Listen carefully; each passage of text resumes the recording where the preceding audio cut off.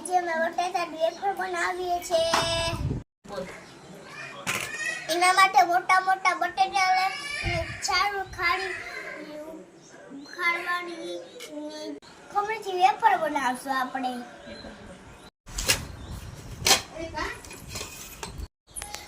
જોઈ શકો છો વેફર ખમણાઈ ગઈ.